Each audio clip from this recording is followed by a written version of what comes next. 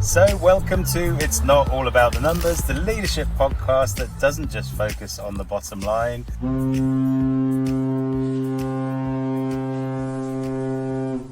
Hi, my name is Chris and that is Mike. Hey everyone. And our co-host this week is a seagull. We're sat on the beach. In fact, we might have even had a special introduction, but we'll come on to that with our new title music, Holiday Special. This week we are literally sat by the coast enjoying the summer in England, and we're gonna have a chat about our holidays, and I think this is probably the last of our summer specials, so enjoy it, the last of the summer wine, before we get back on to our normal interviews. But I feel very much out of practice, and I'll stop rambling. So Mike, how's your month been, you lucky man? It's been interesting. So yeah, I spent the last month in the US on a family road trip.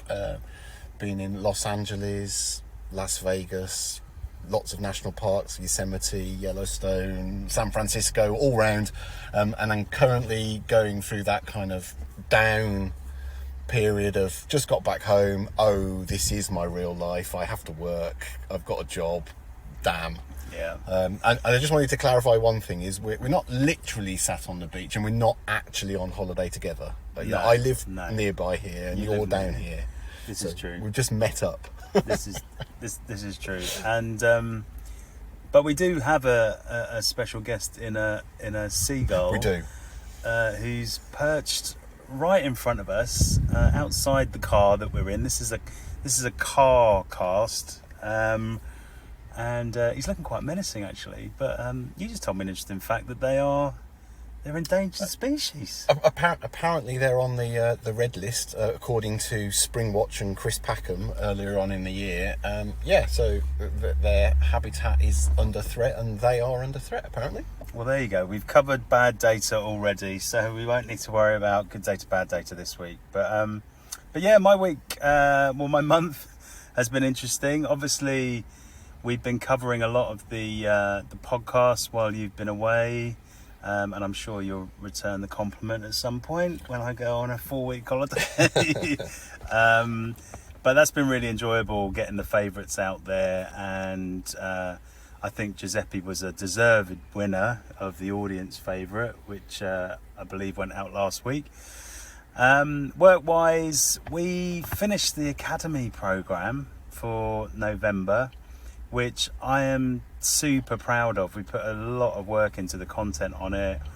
It's covering our AAA agility, analytics and automation, but also we've sort of ramped up the high performance part of it, which we think a lot of leadership also want. So that's all finished and launched, and well done team for doing that. You're going to have to do a little bit more than that. You're going to have to explain what the Academy is and when it is. Okay, well, I don't like doing adverts, you know this, but go and check it out. It's a 4-day virtual conference now. The first 2 days are sort of a real rich mix of panel discussions, fireside chats, all on those topics that I mentioned. It's focused on the accounting and finance profession, but there's a lot of relevant stuff in there just for general business leadership. The third day, slightly longer form masterminds, and the fourth day is a community day for all of our members. And we love it. I think it's really leading edge content. Our audience is growing.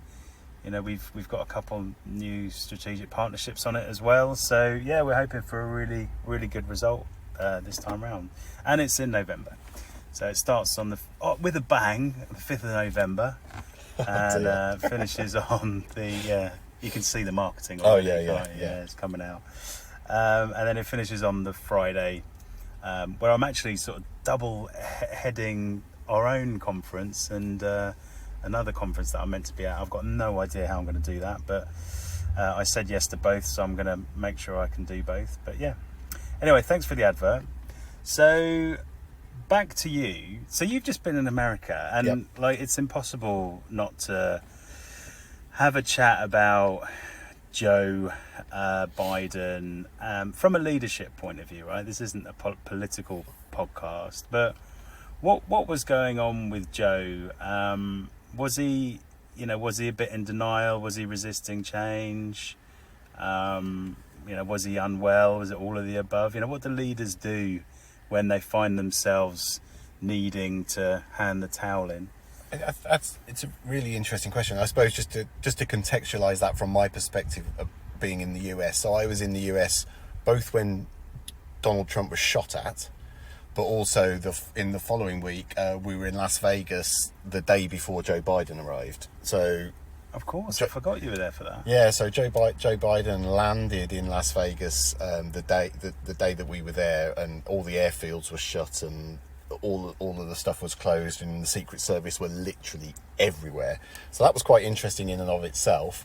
But obviously that was the last bit of the Joe Biden's campaign, really. So he caught COVID whilst he was there, and then a week later he pulled out of the race. But I think to your question about what goes on there, I think that leaders can sometimes suffer from a I'm needed perspective. I had a really interesting piece of advice from somebody years ago now, a leader who I well respect, who was their words, I constantly try to do myself out of a job. So actually success is when I'm not needed anymore. And actually Joe Biden came into the presidency saying that he was going to be like this interim candidate that's going to sort of transition. But it's almost like he's got to a point, and the people around him have got to a point where he was the only person that could stand up to Donald Trump. He was the only person that could do some of the things that he did. And it was almost like they got to that point of believing their own indispensability. I think that's really common in business leadership as well, though, right? It's where and it's not an ego thing. It's just it's a perception that you have that you're so important to what's happening. Things will not happen as well without you. They might happen without you, but is the team going to cover all the bases? Is the team going to represent what we do in the same way? Can I truly delegate to the team and feel comfortable with it? And I think it's a very common issue for a lot of leaders who have worked damn hard to get into those roles, and it's almost like a contra way of thinking that okay, now I'm actually not needed. Well, so I think we've talked about this sort of obliquely before in the difference between leadership and management. So I think there's this kind of like command and control thing. The old-fashioned sort of manager, top dog, needs to be over everything and be an expert in everything and make all of this decisions. And I think where we're moving to, and where we've moved to in this kind of multifunctional approach to stuff, is a leader is actually somebody who knows that they're not indispensable, but actually enables a bunch of people that are working for them to deliver. So actually, the more modern leader now realizes that actually other people need to step in and lead different bits. Yeah. And I think that's the difference. So yeah, I think it's almost like, I think it's a throwback. I think the Joe Biden thing is a bit of a throwback to thinking I'm the only person that can deal with this. Yeah, I think it's one of those things where I think a lot of leaders can fall into a trap where they see themselves as top of a hierarchy, and that's a very traditional way of looking at work. I think, you mentioned, a past boss saying to you, do yourself out of a job. I think a very good boss of mine has always said, recruit smarter than yourself, recruit a specialist in those roles, rather than just someone who, you think you can manage or lead. And, I think if you're in the luxury position to be able to do that, because obviously that comes with cost and demands on your time, then definitely do it, because the irony with it is that by doing that you're actually going to look even better as a boss, because you've got the sort of specialisms across a multidisciplinary team rather than the traditional approach, which is like I'm sat at the top of, this hierarchy that I know 100% and I can do everybody's job, and they can come to me with all their answers and get all the questions and get all the answers, rather than kind of giving away some of that responsibility of leadership and management and saying, look, you've just got to own this now and I'll judge you on delivery. But what with Joe, like, I think he had a very able person in, Kamala. Is it Kamala? I don't know.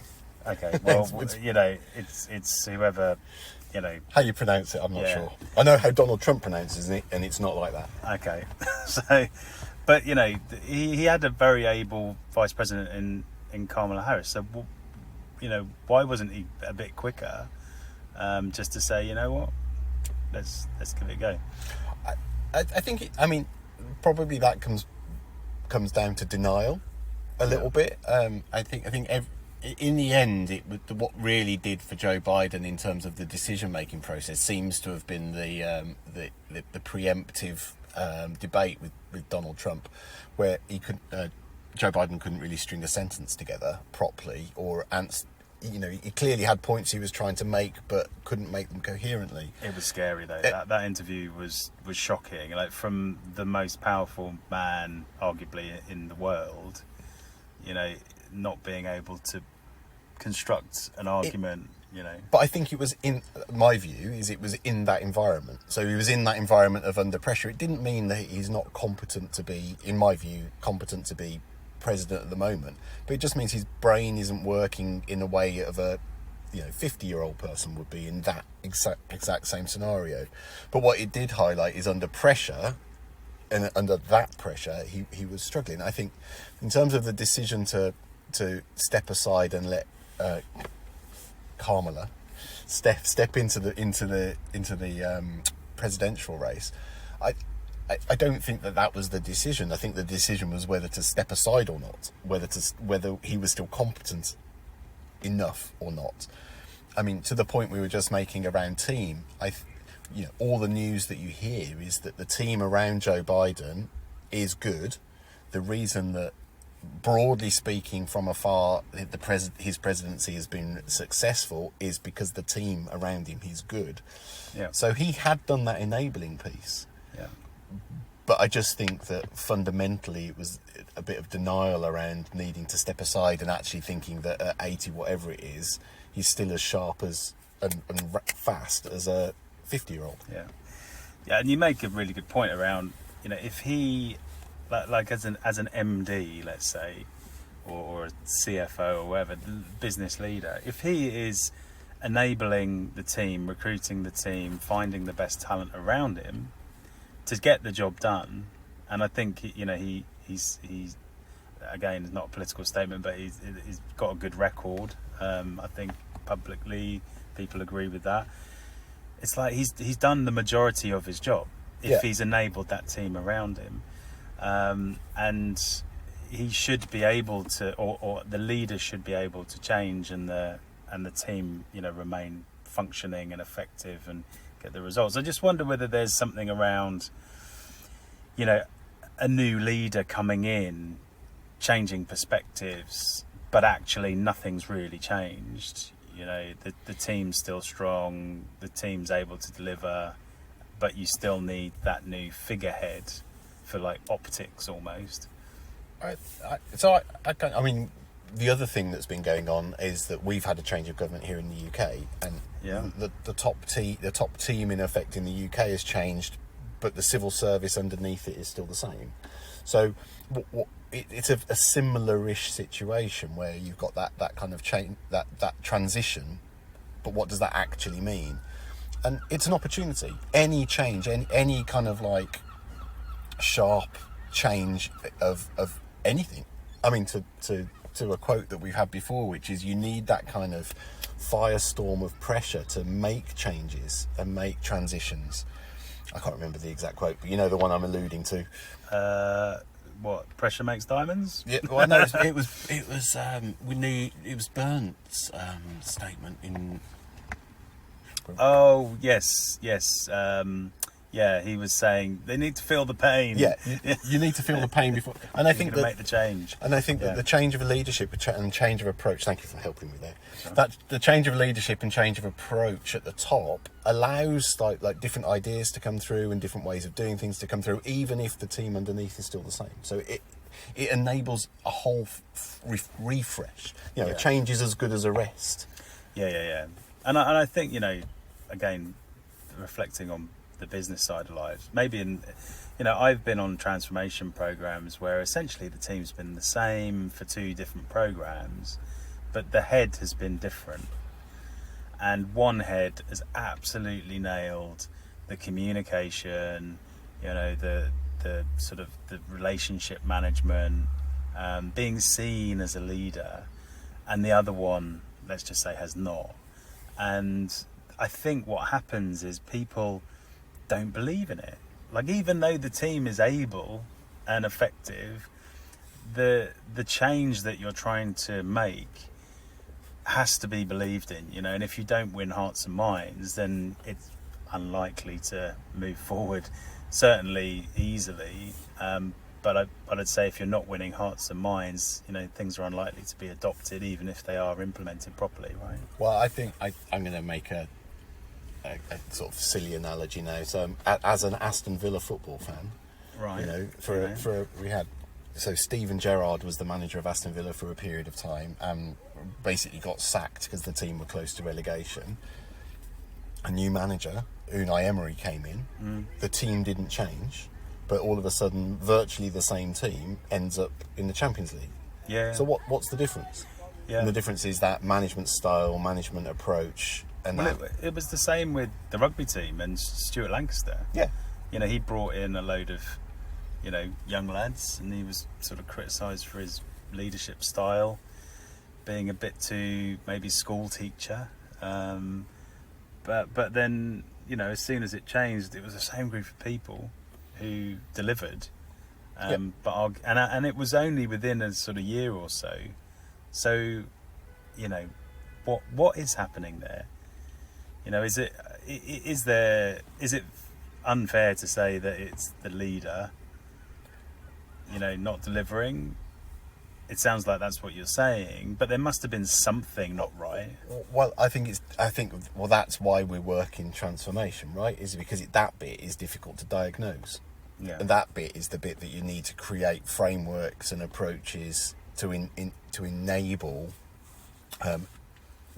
those transitions and transformations. But there's only so many times you can say trust the process, until people go, yeah, okay, trust the process, but we've got to start delivering. We've got to start getting the results. And maybe there's something in the way that you approach, your programs, your projects, your goals, whatever, to guarantee that that happens. So you don't lose people on the journey.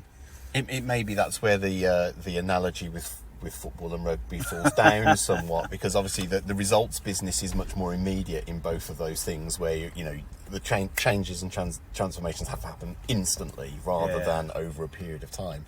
Yeah, it's like if the A team, the international team, is losing, but you can say, but look, the B team's winning, so give us a year and we'll be fine. Like, you might have a case in the business environment, but obviously in a sporting world, that's not going to go down very well. I think that the analogy is around the change of leadership being an opportunity for the same people to deliver differently, I think is the point that I was making. I don't think that necessarily the analogy stretches to the approach that you should take, which is if it's not working, fire everyone. Well, talking of firing people... where's this going? Sorry, Mike. This is a breakup episode. No, we've had a change of government in the UK, and similar situation in a way, I suppose, where, like you said, you've got the civil service who are going to deliver no matter what. It must be a really weird situation for the civil service, though, where they do almost have this, change of leadership, but essentially what they do, has to remain consistent and solid. I know you can't talk too much about this, but so I can a bit more than pre-election, but Okay. so I think there's what's changed at the top level is some headline policies and and priorities, probably more than policies. So those things change the emphasis of what you need to do, but quite a lot. So day-to-day delivery will be the same. We still need to build flood defences. Yeah. We were chatting before the podcast about a big bit of engineering that's just going on down to our left-hand side. A bit that's government funded. That still has to happen. Yeah. Did you know you were very much ahead of your time as well? Wow. There was a podcast we did which I caught. I don't know how, and you were talking about the Timpson Oh yeah. guy Yes. being a shining example of how to get people into the workplace and a good leader. And what is he now? He's now the prisons minister. Yeah, exactly. So There you go. So it's definitely worth listening to this podcast for those one or two nuggets that occasionally pop up. But I mean, it's like The Simpsons. If you go back far enough, there's lots of predictions in here that have come true. yes. Anyway, to the point that you thought you were making is there's definitely stuff that has to continue happening, but over a period of time, because the priorities have shifted slightly, things will start to be done differently, and some things will stop. Rwanda being a classic one where you see instantly it's stopped. So there's a blend of things which are completely politically driven, but some of the things are just keeping the show on the road. But the messaging is important, right? Like I know we talk about, in government, it's policies and priorities, but the message. So if you're leading a team, for instance, Rachel Reeve came in and started talking about growth, business, Yeah. business, and it was almost like it was everything that people didn't expect her to say. And they were pitching themselves as this sort of business growth party. Yeah. That aside, the messaging from leadership is important, right? It's going to make or break. And I don't mean the disaster like Joe Biden's speech. I mean that the nuance in those messages.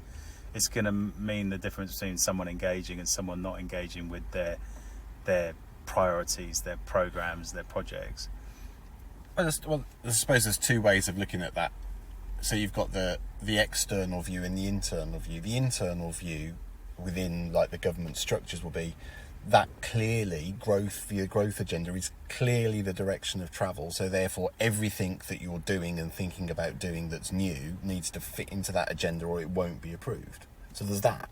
Yeah. So actually that's how the alignment within works. And then I suppose the external view is if that's the messaging and it's really clear, but within that messaging the opportunities are clear. So one of the things that Rachel Reeves has, or the whole of the kind of Labour machine has been talking about, is this need for public-private partnership on investment, and actually government can't do this on its own. And if the messaging is clear around where the opportunities are for that partnership, then those things can move forward. And I think that's where the clarity is really helpful. Did you know, by the way, she's part of our NCT group 11 years ago. I didn't. You need to explain. You probably need to explain to people who don't know what NCT is what NCT is, but also, are you still in touch? Are you still do you still have canapes and wine? I couldn't possibly say. I've not got an invite to number 11 yet. I'd like to say.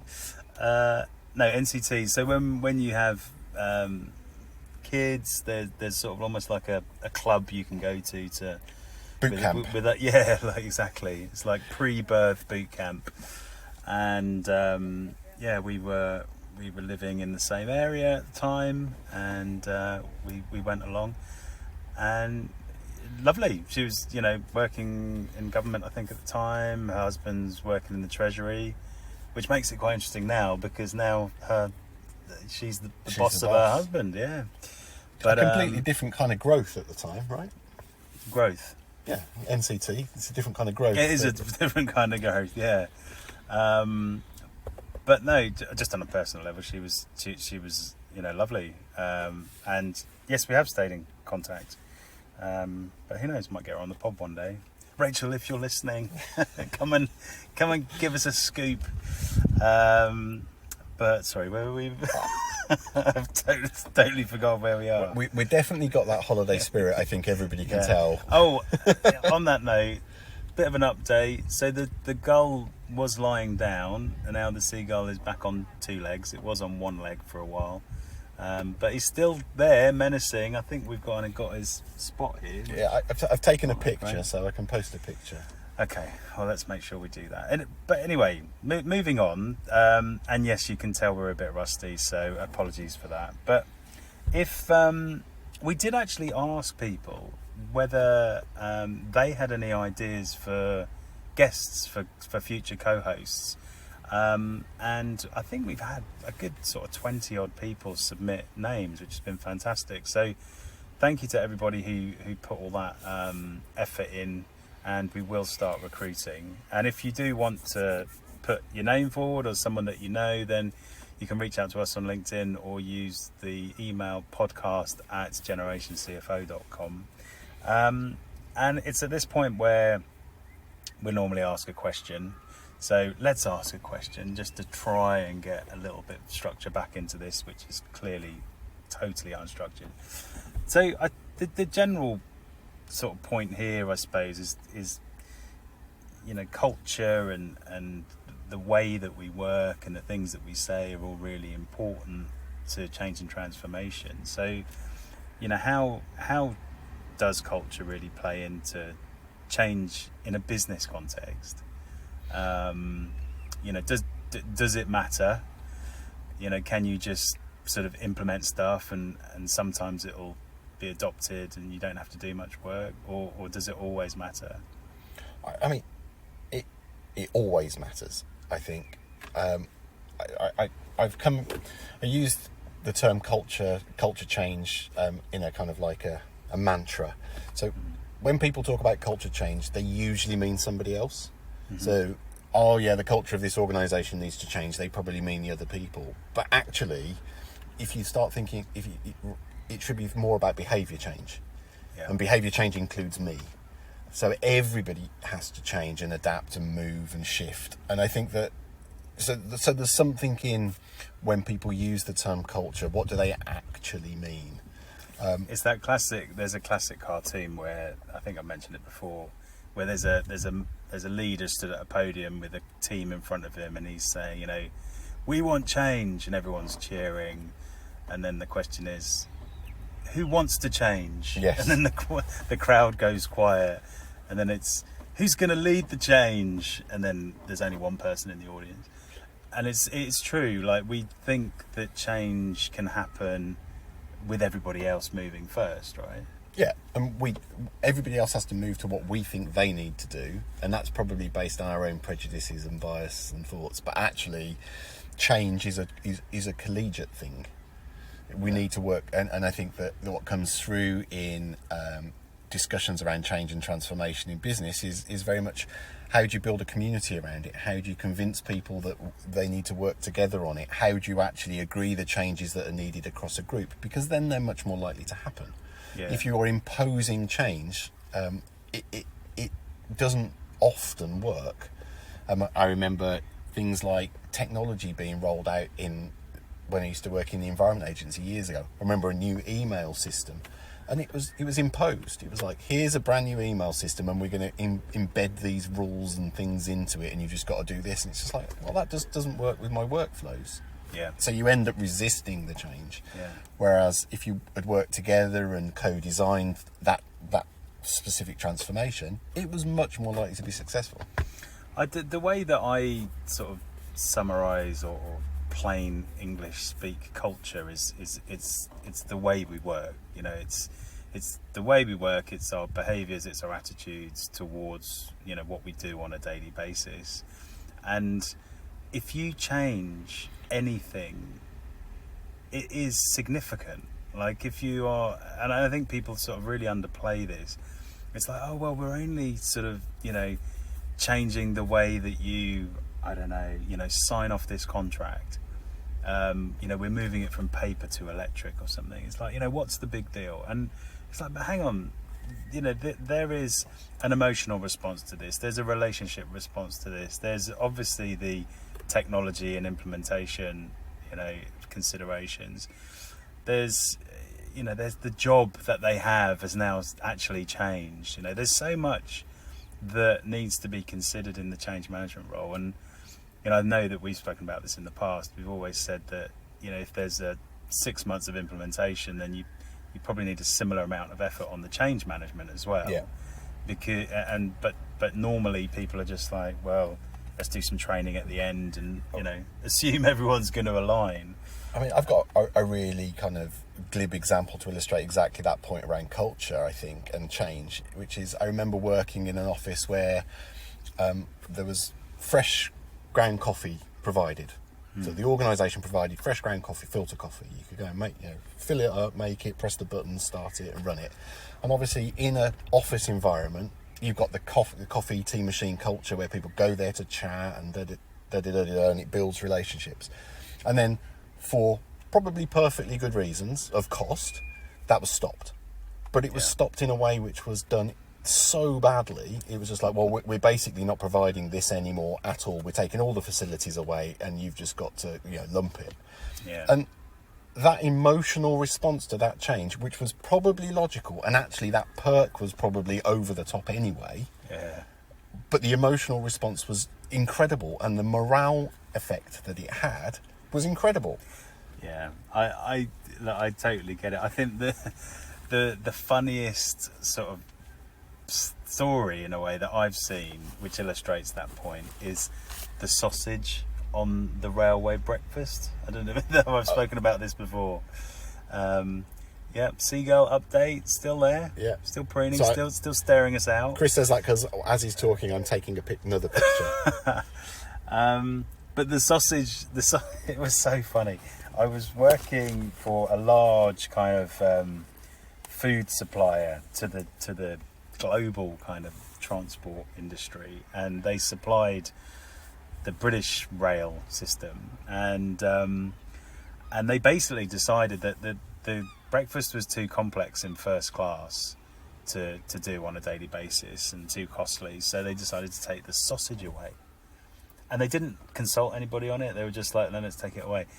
And what they didn't realise was a lot of people who travel first class are politicians with a lot of influence, senior business people with a lot of influence, and also this very British view that a breakfast isn't a breakfast without a sausage. So it was an absolute shit show from a PR point of view, and they resisted it, and then they brought the sausage back in. So it's like the funniest story that kind of illustrates that that reason to consider your audience when you're making change. But and just sort of linking that back to the culture thing, right? So the culture is one of sausage with breakfast, but the decision was probably perfectly reasonable. So the transition and the change could have been managed probably so much better. Certainly, like with the coffee example, so much better. And actually, I realise that both of those examples might seem glib, but actually, if you take them into like a more business environment where you're rolling out a new piece of software or you're changing how you expect people to do invoicing, people are comfortable with how they've done things for the past 15, 20 years or however long it is. People are comfortable with the processes as they are, and if you're coming in and just changing them overnight, people will be very uncomfortable with that. So you need to manage that transition so people know what they're going to get, why they're going to get it, so they buy in. And once people sort of understand the motivation and buy in, the transition is still going to be easy. Clearly, though, I'm still bitter and twisted about the coffee thing even 15 years on, so you still have to work at it. Yeah, and don't mess with my sausage for breakfast as well. Anyway, on that note, so I think that's a wrap. I'm conscious of time. We'll have to get all of our catchphrases back very soon. I definitely used there's definitely two things in that one. There's two things in that one, and that was very interesting. I don't think you said that today, so maybe I need to work on this. But very interesting. Anyway, that's it. So next week we are back on track. We will have all of our sort of regular interviews with great people coming to your feed. So make sure you subscribe or do the 5-star thing. It really helps. And we have a special next week in that we're having a sort of bit of a retro podcast with Lynn Titley, who was our second speaker, our second co-host on the podcast when it went live. I think we're up to about 45 episodes now. So it's going to be nice to sort of go back and reflect on that with Lynn. And the reason why I mentioned Lynn is because the intro and the outro music, the special summer version with the seagulls and the foghorn, is courtesy of Lynn and Lynn's husband, who remixed it for us. So it's lovely to have, you know, our own music production department. Absolutely. I hope they don't invoice us. But yeah, thank you, Lynn, and thanks for listening. And thank you, Mike. Thanks, everyone. And remember, it's not all about the numbers.